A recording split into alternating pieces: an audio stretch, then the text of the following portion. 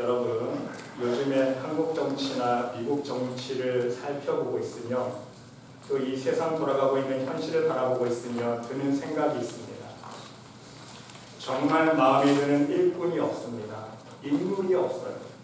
일반적으로 대부분 정치인들의 행동과 말들을 들어보고 또한 그들이 추구하고자 하는 정치적인 목적을 바라보고 있으며 정말 속에서 어떤 말이 올라가는가 정말 어이가 없고 애들 장난도 아니고 정치인들 싸움을 보면요, 국민을 위해서 일한다고는 하지만 여러분 보세요. 미국이나 한국 정치를 보세요.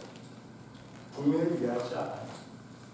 오직 자기의 사익을 위해서, 정당을 이익을 위해서, 나라가 망하던 말던 정말 어이가 없습니다. 어떻게 저런 사람들이 정치인이 되었을까? 이 말이 절로 나오게 되지 않습니까? 여러분, 도산 안창호 선생님이 이런 말을 했습니다. 우리 중에 인물이 없다는 것은 인물이 되려고 노력하지 않기 때문입니다. 인물이 없다고 생각하는 바로 그 사람이 왜 인물이 되려고 노력하지 않는 것입니까? 여러분, 그렇습니다. 인물은 대단히 특별한 사람이 아닙니다. 인물은 하늘에서 뚝 떨어지는 사람입니까? 그렇지 않아요. 여러분, 인물은 어디서 갑자기 만들어지는 것이 아닙니다. 어디서 갑자기 나타나는 것도 아닙니다. 다른 사람이 인물이 되어주기를 바라는 것이 아니라 바로 여러분 한 사람 한 사람이 인물이 될 수 있어야 한다는 사실입니다. 나 먼저, 내가 먼저 하나님과 사람 앞에서 인정받을 수 있는 인물인가? 그것을 먼저 돌아보면서 우리 자신 스스로가 먼저 그렇게 될 수 있도록 최선의 노력을 할 수 있어야 됩니다. 이것이 하나님을 믿는 본질 아닙니까? 여러분 하나님 왜 믿으세요? 물론 우리가 천국 가기 위해서 믿지만 이 땅에서 하나님의 사람답게, 믿음의 사람답게 살려고 믿는 거잖아요. 다른 사람이 무엇인가 해결해 주기를 기다리지 말고 하나님을 믿는 믿음이 우리에게 있기 때문에 선으로 악을 이기라는 하나님의 선하신 말씀이 있기에 그 말씀을 믿고 더 나아가서 내가 너와 함께하리라는 약속의 말씀이 있기에 오직 하나님을 믿고 있는 우리가, 저와 여러분이 먼저 이 마지막 세대의 선한 하나님의 일꾼들이 될 수 있어야 된다는 사실입니다. 가정에서는요, 여러분들이 부모로서 자식에게는 부모지만 또 한 가지가 있어요. 신앙의 선배 아닙니까? 먼저 하나님을 믿은 사람이에요. 부모이기 전에. 신앙의 선배로서 부모로서 부모가 먼저 하나님의 뜻을 이루고 자녀들을 하나님의 말씀으로 양육할 수 있어야 됩니다. 그래서 우리의 자녀들을 진정한 믿음의 자녀로 하나님의 일꾼으로 이 세상의 빛과 소금이 되는 일꾼으로 키워낼 수 있어야 합니다. 여러분, 얼마나 중요한 사명입니까? 여러분이 인물을 키워내시면 돼요. 하나님의 사람들을. 여기서 여러분들이 먼저 말씀과 기도하네요. 부모가 말씀해주지도 않고 기도하지도 않는데 자녀에게 하라고 해보세요. 안 해요. 우리 엄마 아빠 교회만 다니지 아무것도 안 하는데 세상 사람들보다 더 나쁜 짓 많이 하는데 아이들이 더 빨리 평가합니다. 부모가 먼저 말씀 생활하면서 기도합니다. 그러면서 하나님의 살아계심을 어려서부터 경험적으로 체험할 수 있도록 함께 하나님을 체험해 나가야 돼요. 그래야 자녀의 마음속에 우리 엄마 아빠가 기도하니까 하나님 정말 역사하시네, 하나님 정말 살아계시네, 믿음이 심어지는 그러한 자녀들이 커서 하나님의 일꾼 되는 거 아닙니까? 어떤 자리에 가든지 하나님의 빛을 발하는 믿음의 사람으로 살 수 있다는 거예요. 여러분, 직장에서도 마찬가지입니다. 여러분들이 그 직장의 주인이니까 여러분이 직원들에게 진정한 지도자가 될 수 있도록 하나님의 사랑과 정의와 뜻을 보여주면 되는 거예요. 반대로 여러분이 직원입니까? 요셉 보세요. 하나님께서 맡겨주신 일이라고 생각하고 성실하게 최선을 다할 수 있으시기를 바랍니다. 그러면 사장님이요, 여러분을 일꾼이라고 진짜 우리 회사에 인물 났다고 칭찬해 줍니다. 인정해 줘요. 그러면 여러분, 하나님 앞에 영광입니다. 왜? 하나님 믿는 사람은 정말 다릅니다. 제 교회 다니는 아이 내가 아는데 하나님 믿는 사람은 정말 다릅니다. 일하는 게 하나님께 영광을 드리는 겁니다. 이러한 하나님을 믿을 때에 좀 이렇게 확실하게 믿을 수 있어야 된다는 말씀입니다. 어디 가서 하나님 믿는 사람이라고 부끄러워서 말도 못하고 믿음의 사람으로서 사람들에게 인정도 받지 못하고 오히려 남에게 피해만 주는 삶을 사는 것은요, 정말 하나님이 원하시는 믿음의 삶이 아니라는 사실입니다. 여러분 명심하셔야 돼요. 우리 모두가, 우리 개개인이 우리의 삶의 현장 속에서 진정한 인물이 되고 일꾼이 될 수 있어야 된다는 말씀입니다. 그러면 여러분, 왜 진정 믿을 수 있고 신뢰할 수 있는 인물이 필요하고 중요한 것입니까? 정말 한 인물이 중요해요. 한 사람이 중요합니다. 그 일꾼 한 사람 때문에 한 나라의 운명이 바뀔 수 있기 때문입니다. 그렇지 않습니까? 대통령이 누가 되느냐에 대해서 그 나라의 운명이 바뀌는 거예요. 그 인물 한 사람 때문에 한 회사의 운명이 좌지우지 된다는 사실입니다. 교회도 마찬가지예요. 목회자 한 사람 때문에, 그래서 여러분 저는 항상 두렵고 떨립니다. 목회자 한 사람 때문에 한 교회가 진정 생명의 길로 가느냐 사망의 길로 가느냐 달려있어요. 인도자가 생명의 길로 인도하면 그 양떼들은요 생명의 길로 인도받는 거예요. 길로 천국에 가는 거예요. 근데 목회자가요 천국 길로 인도하지 않고 사망의 길로 인도하면 양떼들은 아무것도 몰라요. 목회자가 인도하는 대로 사망의 길 걸어가면서 우리는 좁은 길 가고 있겠지, 자기가 넓은 길 가고 있는지도 모르면서, 그렇죠? 예수님 말씀 똑같아요. 세상의 넓은 길, 사망의 길, 세상의 죄악된 길로 걸어가고 있어 나는 좁은 길 가고 있겠지 착각하는 시간이 있습니다. 믿음의 가장 한 사람 때문에 한 가정 안에 진정한 하나님의 은혜와 축복이 넘치느냐, 아니면 맨날 안 되고 망하는 사망의 열매만 넘칠 것인가, 이것이 결정되기 때문인 것입니다. 그러면 여러분 한 사람 한 사람은 정말 중요합니다. 하나님의 자녀로서 여러분 한 사람 한 사람의 역할이 그만큼 중요하다는 말씀입니다. 나 한 사람 때문에 우리의 가정과 교회가 무너지기도 하고요. 나 한 사람으로 인하여 우리의 가정과 교회가 세워지기도 합니다. 나 한 사람 때문에 전체가 살 수도 있고 전체가 망할 수 있다는 말씀입니다. 그러므로 우리는 하나님의 자녀로서 다른 사람이 아닌 바로 내가 이 세상을 하나님 나라로 만들어가는 하나님의 일꾼이라는 의식을 반드시 가지고 있어야 된다는 사실입니다. 여러분 성경을 보시기 바랍니다. 하나님께서 천지를 창조하시고 인간을 지으셨습니다. 그리고 인간에게 만물을 다스릴 수 있는 권세를 주시지 않았습니까? 목자를 세워 양을 다스립니다. 아버지를 세워 가정을 다스리십니다. 왕을 세워 백성을 다스리시는지 위계 질서가 있어요. 하나님은 질서의 하나님 아닙니까? 그렇게 다스리고 다스림받게 만들었습니다. 또한 하나님은 이러한 질서 안에서 당신의 뜻을 이루어 가십니다. 제사장을 세워서 온 백성의 죄를 사시기도 합니다. 한 선지자를 세워서 하나님의 귀한 말씀을 증거하시기도 합니다. 하나님의 뜻을 깨닫게 하시고 알게 하세요. 선지자를 통해서. 또한 한 왕을 세워서 모든 백성의 평강을 책임지게 하시고 다스리게 하십니다. 그래서 여러분 가장 큰 축복 중에 축복이 어떤 축복인지 아세요? 만남의 축복. 만남의 축복. 누구를 만나느냐? 내 생명에 사느냐 죽느냐 거기 달려있어요. 누구를 만나느냐? 더 나가서 이 세상 사는 동안 누구를 만나느냐? 내가 복된 삶을 사느냐 망하는 삶을 사느냐? 누구를 만나느냐? 만남의 축복을 줍니다.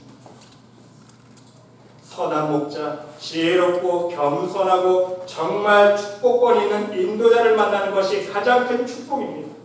그 한 사람으로 인하여 그에게 속한 모든 사람이 운명이 달려있고 그의 삶의 평강과 축복의 문제가 달려있기 때문입니다. 여러분 아브라함을 축복하실 때 하나님께서 말씀해 주신 축복이 무엇입니까? 여호와께서 아브라함에게 이르시되 너는 너의 고향과 친척과 아비 집을 떠나 내가 너에게 보여줄 땅으로 가라. 내가 너로 큰 민족을 이루고 내게 복을 주어 내 이름을 창대하게 하리니 너는 복이 될지라 그랬어요. 하나님께서 아브라함을 복의 상징이 되게 했어요. 복덩어리. 너를 축복하는 자에게는 내가 복을 내리고 너를 저주하는 자에게는 내가 저주하리니 땅의 모든 족속이 너로 말미암아 모든 민족 백성들이 너로 말미암아 너 때문에 어떻게 된다고요? 복을 얻을 것이라. 아브라함 한 사람 때문에 창세기 27장에도 보면요, 이삭이 야곱을 축복하는 기도 속에서 이러한 말이 나옵니다. 만민이 너를 섬기고 열국이 너에게 굴복하리니 네가 형제들의 주가 되고 내 어머니의 아들들이 너에게 굴복하며 너를 저주하는 자는 저주를 받고 너를 축복하는 자는 복받기를 원하노라. 여러분, 하나님께서 축복하여 주신 그 한 사람으로 인하여 이렇게 하나님의 축복이 전파를 타고 계속 흘러넘칩니다. 축복의 사람이 만나는 사람마다 축복받고, 축복의 사람이 가는 장소마다 축복이 흘러넘치고 장사가 잘 되고. 세상 사람들도 알더라고요. 네가 와서 앉아있으니까 장사 잘 된다. 너 내일도 또 와서 앉아있어라. 빈말 아니에요. 영적으로 사실이에요. 복 있는 사람이 그 가게에 앉아있으면 장사 잘 돼요.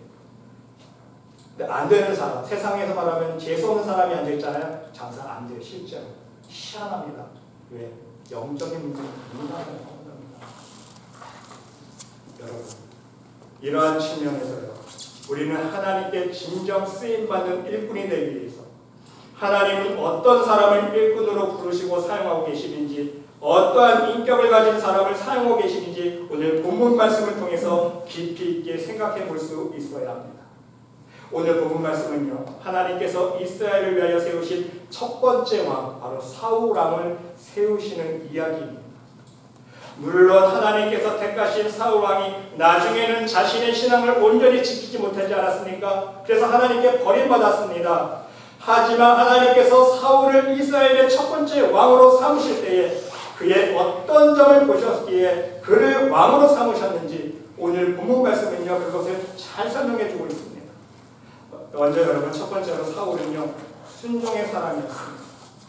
사울은 아버지의 말에 그대로 순종하는 효성이 지극한 사람이었습니다. 오늘 본문 말씀 읽어보세요. 오늘 본문 말씀에 나오는 사건의 내용처럼 사울은요, 아버지의 말씀대로 순종하며 실천하는 효를 보이지 않았습니까? 순종의 사람이었습니다. 그리고 두 번째로는요, 더 말씀드리면 적극적인 사람이었다는 거예요. 여러분, 요즘 말로 아이들에게 부모가 심부름 하나 시키면 반응이 어떻습니까? 오늘 본문 말씀처럼 뭐 하나 찾아오라고 심부름 시키면요, 건성건성, 그렇죠? 한두 번 찾아보고는 없다고 돌아갈 것입니다. 더욱이 오늘 본문 상황을 살펴보세요. 이 도망간 나귀를 어떻게 찾아옵니까? 여러분, 오늘날에는요, 드론도 없어요. 드론 아시죠? 드론 띄우면 어디 찾아가 쉽게 다 찾아볼 수 있지만 실제로 나귀 하나 찾으려면 진짜 발품 타서 돌아다녀야 됩니다. 근데 생각해 보세요. 이 넓은 땅에 지금 나귀가 도망가고 잃어버렸는데 어디서 찾아옵니까? 찾기가 쉽지가 않아요. 건성으로 한두 번 찾아보고 없다고 돌아올 것입니다. 더욱이 오늘 본문의 상황이라면요, 도망간 나귀를 찾아올 방법이 없어요. 동쪽으로 갔는지 서쪽으로 갔는지 북쪽으로 갔는지 남쪽으로 갔는지 어떻게 합니까? 여러분, 아마도 한두 시간 찾아보고 돌아와도 그만입니다. 아버지가 모를 거예요. 평범한 사람이라면요, 몇 시간 찾아보지도 않고 절대로 찾지 못한다고 찾아봤는데 아버지 찾아봤는데 없어요. 오히려 심통 부릴 거예요. 아버지 이거 찾지도 못했고 왜 나한테 심부름 시켰냐고, 나 고생시킨다고 일부러 그러셨죠. 심통 부렸을 거예요. 그러나 여러분, 오늘 사울은요, 사울을 찾아 헤매입니다. 주야로 사울을 온 나라를 돌아다니며 찾았습니다. 이 노력과 이 효심을 한번 생각해 보시기 바랍니다. 요즘 자녀들은요, 이런 자녀들이 쉽지 않습니다. 조금만 크면 자기 편한 대로 행동하는 것이 요즘 젊은 세대들의 특징 아닙니까? 아버지가 시키니까 사흘 낮밤을 열심으로 찾아다니는 그 적극적인 효도, 정말 보기 드문 효심이요 순종의 모습이 아닐 수 없다는 사실입니다. 묵묵히 적극적으로 순종하는 모습을 보여주고 있습니다. 어떻게 할 수 있습니까? 4절 말씀 보세요. 두루 다녀 찾아보았으나, 몇 번 언급되어 있어요? 3번이나 언급되어 있습니다. 에브라임과 살리사 땅으로 두루 다녀 찾아보았으나 찾지 못하고, 사알림 땅으로 두루 다녀 찾아보았으나 그곳에도 없었고, 베냐민 사람의 땅으로 두루 다녀 보았으나 찾지 못한. 이처럼 사울은요, 온 나라를 두루 돌아다니면서 사흘 동안 적극적으로 찾아 돌아다녔지만 끝내 찾지 못했다는 것입니다. 열심히 찾아 돌아다녔어요. 노력 피우지 않고. 세 번째는요, 사울은 다른 사람을 깊이 배려하는 자상한 면이 있었습니다. 어떻게 할 수 있습니까? 사울을 찾아 헤매지만 나귀는 보이지 않았습니다. 하지만 그때쯤 되니까 사울이 생각을 합니다. 나귀를 찾지 못했으니 아버지께 야단맞을 것을 생각했습니까? 야, 내가 아버지 심부름 나왔는데 나귀를 찾아서 가야 되는데 이게 찾지 못해서 어떡하지? 아버지가 꼬중하지 않으실까? 책망을 하지 않으셨을까? 너 그 나귀 하나 찾지 못했냐? 그런 생각한 게 아니에요. 어떤 생각했습니까? 아버지는 나귀는 고사하고 아들까지 잃었을까? 아버지가 걱정하시겠구나. 아버지의 마음을 헤아리고 있습니다. 맞아, 우리 아버지는 나귀나 돈만 생각하는 사람이 아니지. 비록 나귀를 찾아오라고 나를 보냈지만 헤매이다가 그 정말 어려운 상황 속에 있는 나를 걱정하실 거예요. 나까지 잃어버릴까봐 우리 아버지가 지금 걱정하실 거예요.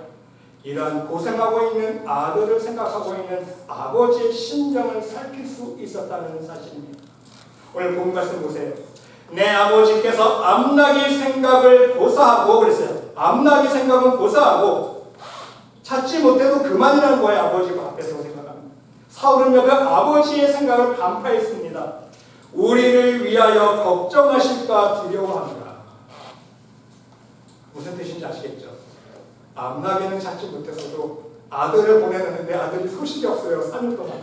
야, 우리 아들 어떻게 됐지 않았을까? 아들을 걱정하고 있을 그 아버지의 마음을 헤아리고 있다는 사실입니다. 여러분, 정말 얼마나 착한 마음씨입니까? 여러분, 어떤 사람들은요, 아이들이 말썽 부리고 너무너무 사고를 많이 치니까 이런 심한 말까지 하는 부모가 있지 않습니까? 너 그렇게 사고 칠 바에 차라리 나가 살아라, 나가 죽어라, 이런 심한 말을 하는 부모가 있습니다.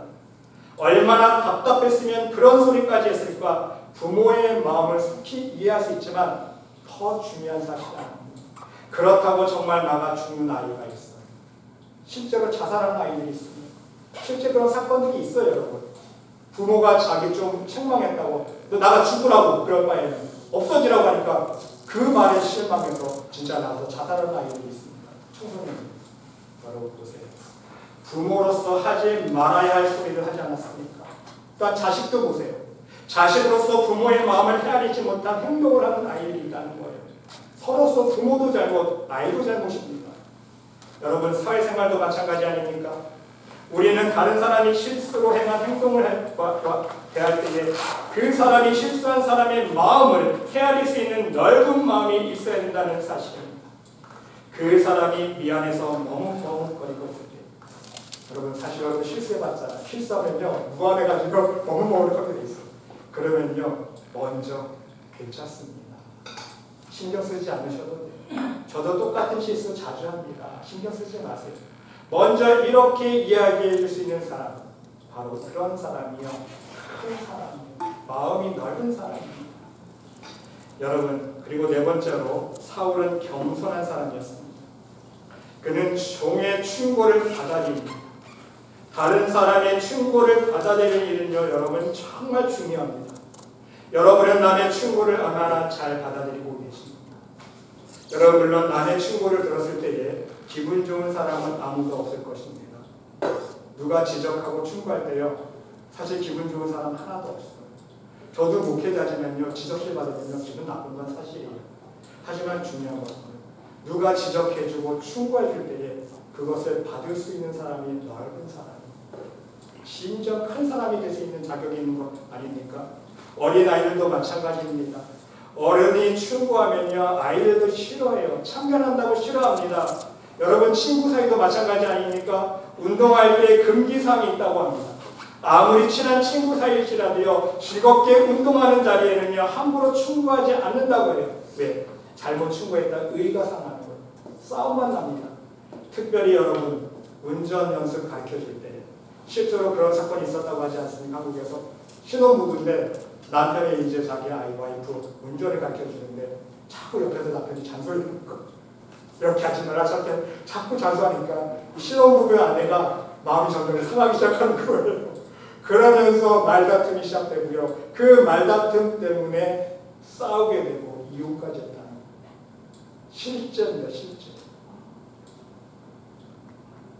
그만큼 누가 충고하고 잔소리할 때 그걸 받아들이기 힘들다는 인간 사람은.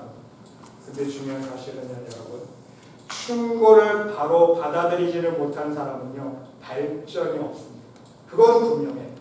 충고를 받아들이고 한 번 나를 다시 한번 생각해보고 자신의 문제가 진정 무엇인지 한 번은 생각해볼 수 있는 사람이요, 발전 가능한 사람인 거예요. 사울은요, 보세요. 종의 충고를 지금 받아들이고 있지 않습니까? 6절 말씀 보니까 이 성읍에 지금 종이 충고 조언하고 있어요. 이 성읍에 하나님의 사람이 있는데 그 다음에 어떻게 합니까? 그가 혹 우리애가 갈 길을 가르쳐줄까 하나이다. 종이 제안합니다. 이렇게 해서는 못 찾아요. 하나님의 사람 찾아가서 한번 물어봅시다. 영한 기도의 사람이 있다는데 가르쳐줄 거예요. 여러분.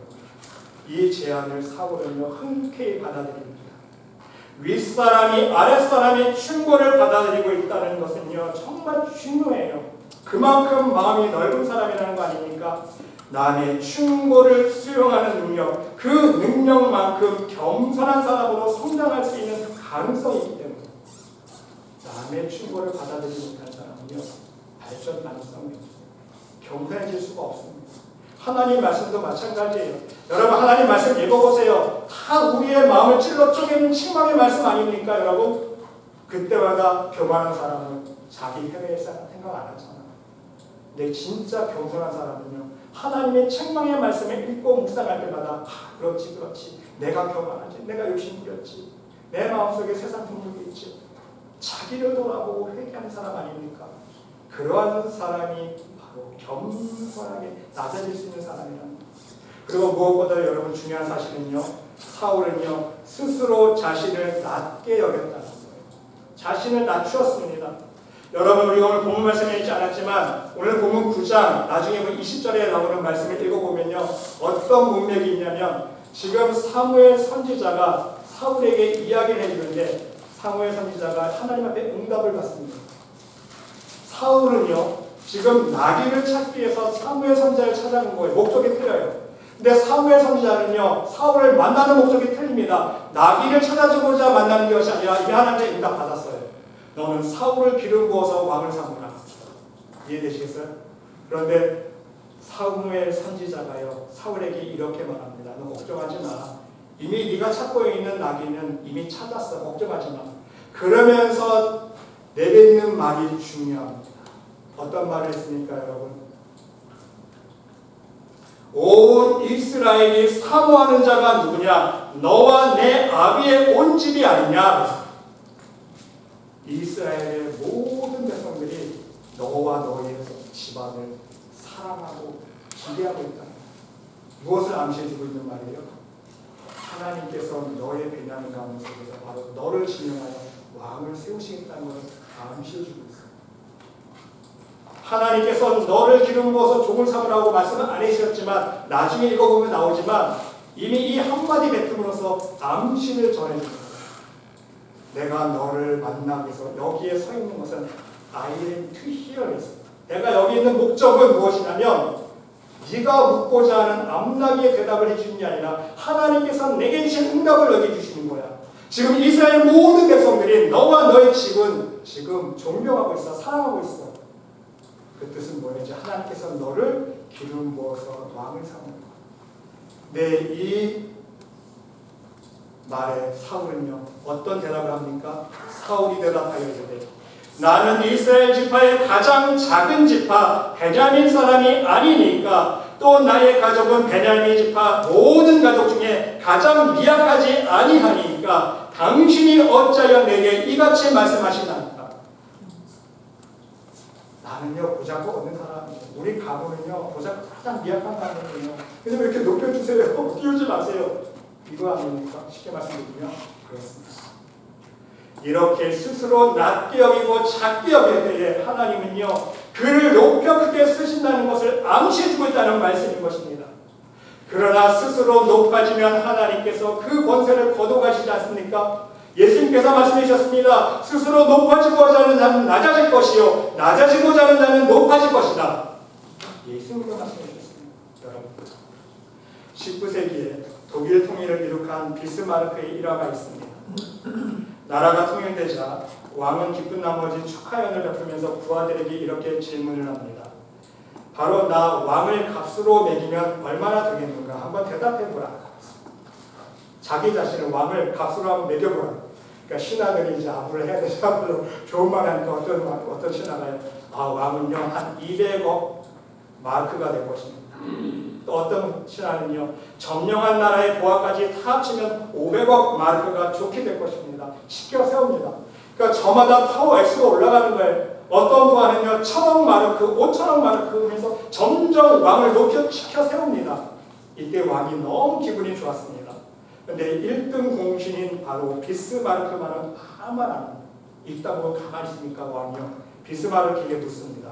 너는 나를 얼마로 평가하겠니? 물었습니다. 그러니까 비스마르크가 이렇게 대답합니다. 29마르크. 29마르크. 29. 왜 그런지 아세요? 그 말을 들은 그 모든 사람들이 깜짝 놀랐어요. 그 말. 비스마르크는 믿음의 사람입니다. 예수님께서 은 30에 팔렸는데 거기에서 하나를 감하여 29마르크면 족합니다. 왕에게 한마디 해주면서 비꼬아서 겸손하라. 여러분, 어떠한 재미있는 예화가 하나 있습니다. 어느 사람이 40일 금식 기도에 이제 성공을 했습니다. 자신도 너무 뿌듯합니다. 친구들이 40일 금식 기도를 마치는 날에 찾아와서 너무너무 칭찬해 줍니다. 야, 정말 너무 수고했다. 어떻게 40일 금식 기도를 했니? 너무너무 수고했다. 이제 내려가자. 하산하자. 그러니까 이 사람이 이렇게 얘기합니다. 예수님은 40일 금식하셨지만 나는 예수님보다 하루 더 금식해서 41일을 치우고 내려갈 거야. 내려오지 않고 친구들 먼저 내려갔습니다. 근데 그날 밤 죽었어요. 내려오지 못했어요. 41일 금식한다고 해서 죽었습니다. 여러분. 예수님께서 40일 금식하셨으니까 야, 나는 한 39일만 해도 대단한 거야. 이렇게 겸손하게 생각했으면 안 죽었을 거예요. 40일 금식 기도에 만족했으면 안 죽었을 거예요. 근데 교만해서 예수님 40일 금식 기도에 나는 1일 더 채워서 41일 금식 기도할 거야. 이렇게 교만한 마음을 품는 순간 죽었다는 이야기입니다. 물론 여러분 지어낸 얘기지만 우리에게 큰 교훈을 주지 않습니까? 나를 높이고 나를 크게 여기는 사람은요 지도자가 될 수 없고 하나님의 일꾼이 될 수 없다는 것입니다. 언제나 나를 작게 여기는 사람 하나님께서는요 그 사람을 지명하여 사용하여 주십니다. 기름 부음 받고도 정식으로 왕이 되기까지 사울은 사람들 앞에서 어떤 겸손한 모습을 보여주었습니까? 왕으로 세움받기 위해서 사무엘이 찾으니까요 뒤에 숨잖아요. 도망가서 진보다리 뒤에 숨어서 안 나옵니다. 그렇게 겸손을 보였던 사울 아닙니까? 그렇지만 암몬 족속의 싸움에서는요 앞서 나가서 용감하게 싸우는 용기 사람이었습니다. 하나님은요 사울이 스스로 작게 낮추는 그 경륜과 믿음을 보시고 하나님의 도구로 사용해 주셨다는 사실입니다. 그런데 안타까운 사실은 그 결과가 무엇입니까? 사울은요 왕이 된 후에 그의 마음이 변했습니다. 신앙이 변질됐다는 것. 하나님이 아닌 사람의 눈치만 보게 되었습니다. 자신의 왕의 위치만을 먼저 생각했습니다. 왕으로서의 자존심만 생각했어요. 그래서 겸손한 마음은 없어지고 교만해졌습니다. 그때 하나님이요 사울 왕을 버리십니다. 보세요. 내가 사울을 왕으로 세운 것을 후회하노니 하나님이 후회하십니다. 그가 돌이켜서 나를 따르지 아니하며 내 명령을 행하지 아니하였음이니라. 하나님의 이러한 응답을 받는 사무엘 선지자가요 근심하여 온 밤을 여호와께 부르짖으면서 중보기도하지 않습니까? 그러면서 사무엘이 사울 왕을 찾아가서 이렇게 얘기합니다. 왕이 스스로 작게 여길 때에 이스라엘 지파의 머리가 되도록 하나님께서 축복해 주지 않았습니까? 여호와께서 왕에게 기름을 부어 이스라엘 왕을 삼아 주셨습니다. 또 여호와께서 왕의 길로 보내시며 이르시기를 가서 죄인 아말렉 사람을 진멸하되 다 없어지기까지 치라 하셨는데 왜 여호와의 목소리를 청종하지 않았습니까? 왜 불순종했습니까? 왜 그 탈춤을 전쟁의 그 전쟁 전리품에 욕심이 부려서 탈취하기만을 급했습니까? 여호와께서 악하게 여기시는 일을 왜 행하셨습니까? 왕이 여호와의 말씀을 버렸으므로 여호와께서도 왕을 버려 왕이 되지 못하게 하셨나이다. 이 말을 전하라. 여러분 보세요. 왕이 여호와의 말씀을 버렸습니다. 여러분, 항상 저버리는 사람은 누구입니까? 하나님이 하나님의 자녀들을 먼저 버리시는 경우 보셨어요? 하나님은 절대로 하나님의 자녀를 먼저 안 버리세요. 문제는 누구예요?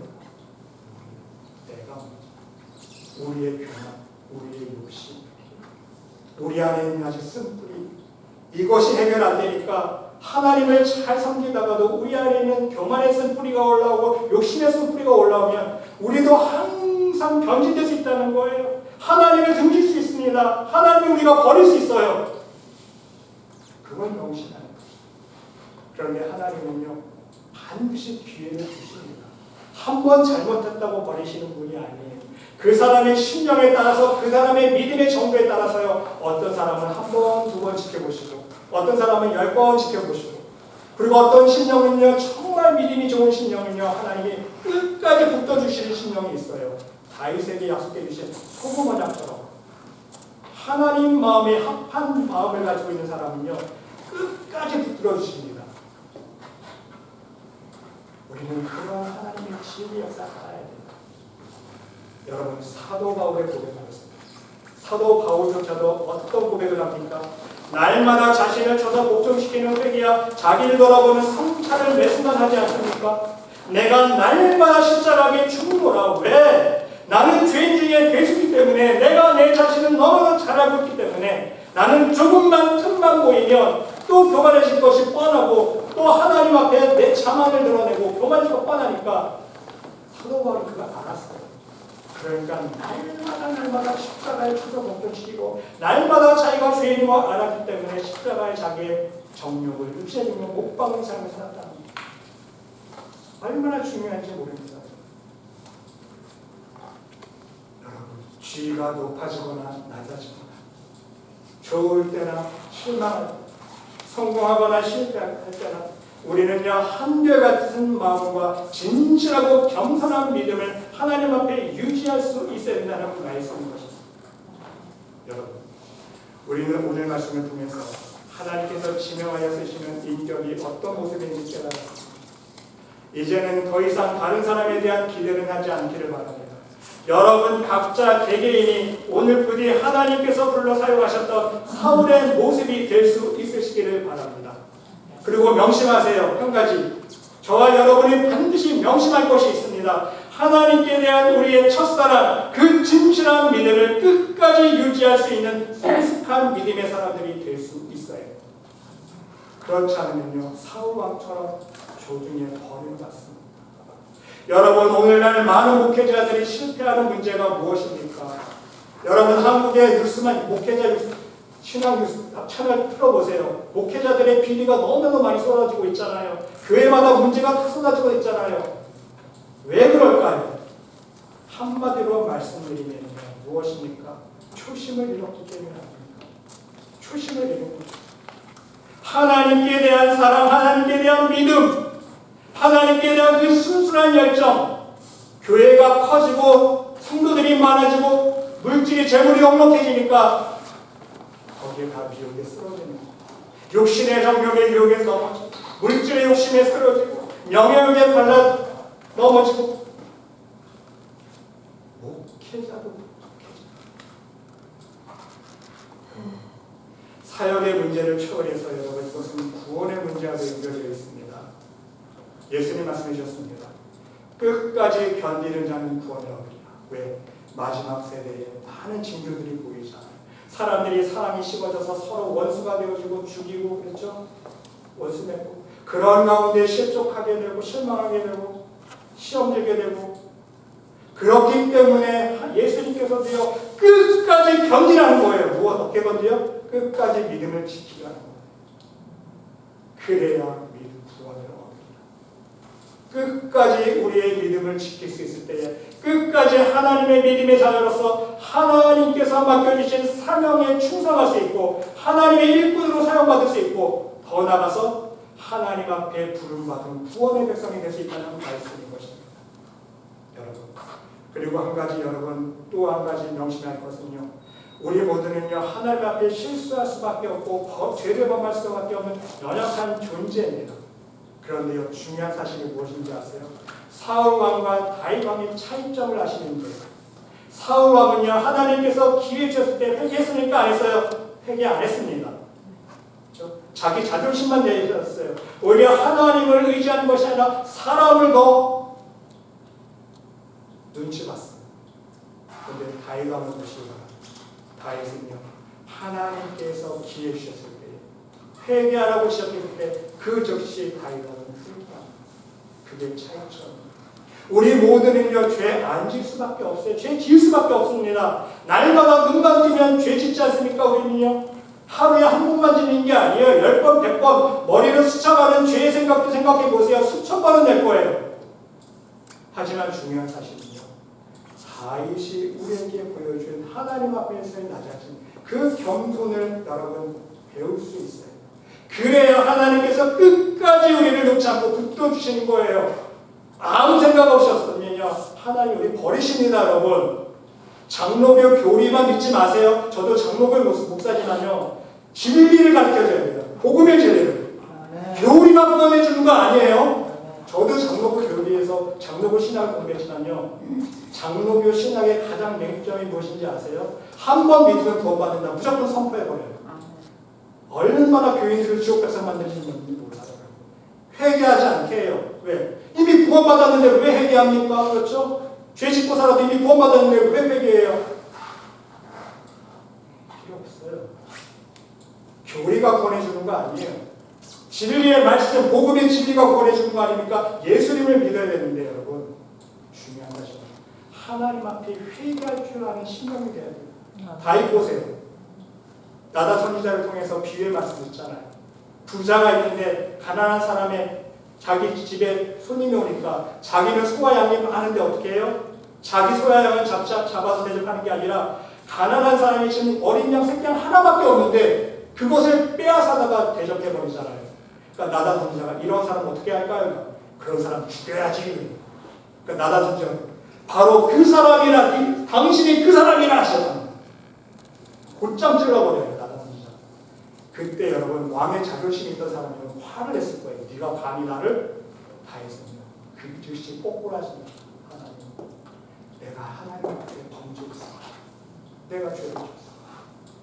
이게 진짜 겸손이에요. 다른 게 겸손이 아니에요. 하나님께서 우리의 죄를 지적해 주셨을 때 회개할 수 있는 신령, 그 사람이 겸손한 사람이에요. 그냥 겉으로만 안녕하세요, 괜찮습니다, 착한 척하는 게 겸손이 아니에요. 여러분, 하나님 보실 때는 하나님 책망의 말씀에 겸손히 회개하는 신령이 될 수 있는 그 사람이 겸손한 사람입니다. 그렇습니다. 우리 모두가 언제든지 하나님 말씀 앞에 자복하며 회개할 수 있는 겸손한 믿음으로 하나님 앞에 나아갈 때 하나님은요 저와 여러분을 사용하여 주셔서 하나님의 구원의 역사를 이루어가져 주실 줄 믿습니다. 뿐만 아니라 저와 여러분을 구원의 길로 인도해 주십니다. 하나님의 복음의 일꾼으로 사용해 주시고요, 결국은 하나님 나라 천국 백성 될 수 있도록 끝까지 붙잡아 주셔서 당겨가려면 맴매 말씀 그대로, 그렇죠? 책망이 없으면 참아들이 없다는 거예요. 징계가 없으면 참아들이 아니에요. 사랑하는 자마다 징계한다고 했어요. 하나님께서 그 마음을 아시기에, 그 진실한 마음을 아시기에 다윗 같은 경우에 소금 언약 되었다는 얘기는 뭐예요? 다윗이 삐딱선 탈라 그러면 맴매해서 다 줘주시고 그 약속을 해주시는 거예요. 내가 항상 좀 붙들어서 끝까지 지켜주시겠다. 우리 그런 사람들이 되지 않겠습니까? 이 안에 하나님을 믿는 거, 그런 믿음으로 나가요. 그 믿음의 근본이 뭐예요? 겸손. 하나님 앞에 회개할 수 있는 겸손이라는 말씀. 우리 여러분 모두 오늘 말씀과 같이 변함없는 진실하고 겸손한 믿음의 사람으로서 다 성장하여서 이 이 마지막 어둠의 세대에 여러분의 삶의 자리에서 하나님의 복음의 빛을 밝게 비출 수 있는 복음의 증인들, 더 나아가서 하나님 기뻐 사용하시는 복음의 일꾼들이 모두 될 수 있으시기를 간절히 주님의 이름으로 축원합니다. 아멘. 하나님,